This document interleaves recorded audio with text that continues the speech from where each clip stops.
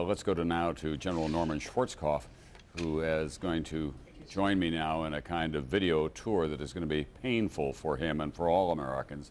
We're going to look at the military headquarters of the United States that was attacked today. General, we're going to take you inside via video camera to show you the extent of the damage that was done there. Fires continue to burn in the Pentagon tonight.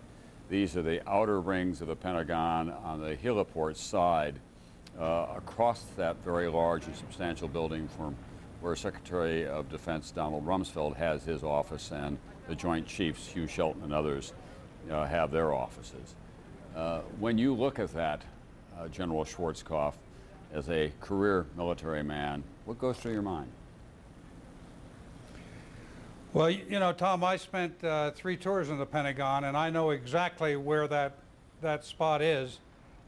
The interesting part about that is right across the highway on the other side is Arlington National Cemetery, where an awful lot of great Americans who have served their country are laid to rest. Hearing about the rings, the fact that it went in, you know, there are 5 rings there, and the fact that it hit on the outside.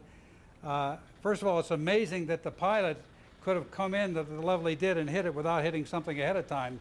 It was obviously a very experienced pilot. But then the fact that the fire has continued to go in through 5 different layers. You have 5 layers of offices that have just been taken out on both sides and down the middle. It just blows your mind. General, the military around the world is in highest possible alert. How long can we sustain that kind of an alert? Oh, we can sustain it for a good deal of time. They're used to being in a high state of alert. It just means that they take a lot more security precautions. A lot of the aircraft, for instance, are loaded up with weapons so that they can respond immediately. But it's not something that wears you out right away. I mean, you can stay at that state of alert for quite some time. You know, the president tonight promised that we would seek out and attack not just the terrorists, but any nation that harbored them as well. That is, and I'm not belittling what he had to say here, but that is easier said than done. There has still been not brought to justice the terrorists who were responsible for the attack on the USS Cole, and there was a pretty big fingerprint on that one. Yeah, no, you're absolutely right. As I said earlier, finding them is part of the problem. You can identify the organization clearly, but it's an awful big world out there and an awful lot of places to hide. And you got to know exactly where they are before you're going to be able to hit them. So that's a really, really tough intelligence problem. You know, no terrorist operation can survive without a support base. There's no doubt in my mind that there's some place within our country right now, there's some people who supported those terrorists prior to the time they went and got in those airplanes. And those are the people, too, that you have to find.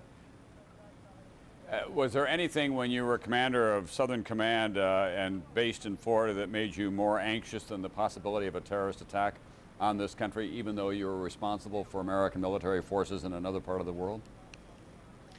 Well, I think I was more concerned for the military forces in the other parts of the world. At that time, you know, again, we all had the mentality that nobody was going to come over here and hit one of our major headquarters in this country.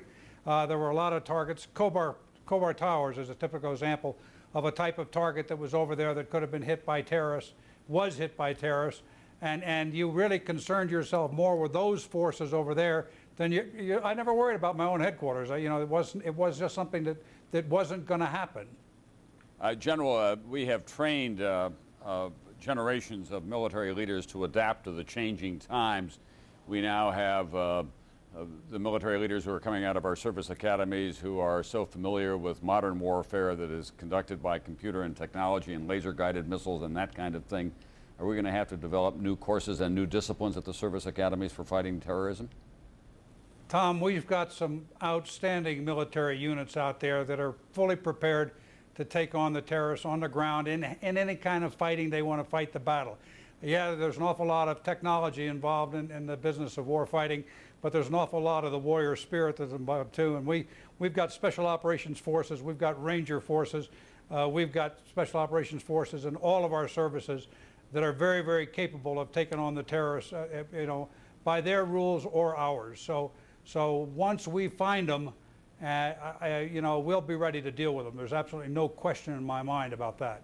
If you were back in the Pentagon and someone said we're going to have to put a military component into commercial airline security in this country, either in the skies or on the ground, would you be for or against that? Well, you know, it's the sort of it's sort of it rubs me the wrong way. A lot of people said that about the drug war. You know, we ought to have a soldier with a bayonet standing on every street corner in the United States of America, and I'm very uncomfortable with that from a constitutional standpoint. On the other hand, we do have some people, very, very highly trained people that could perform that role very, very well if indeed we decided to put somebody like that in each of our aircraft. All right, thank you very much, General Norman Schwarzkopf. Yes.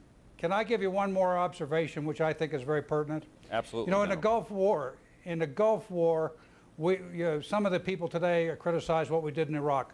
We went to extraordinary ends in the Gulf War, even endangering our own forces more so to avoid attacking innocent civilians. And yet what these bastards have done is deliberately attacked innocent civilians, and that's the difference between them and us. Well put, General Schwarzkopf, as usual. And of course, a lot of people have been talking today about the comparison between Pearl Harbor and this attack. It is the most serious attack since Pearl Harbor, but that was a military attack on a military installation, and we knew exactly who was responsible for it at that time. So this is a whole different order of magnitude, and I'm afraid that this is going to be a very dark day in America for a long, long time, and the consequences are yet to be resolved for all of us. We want to share with you now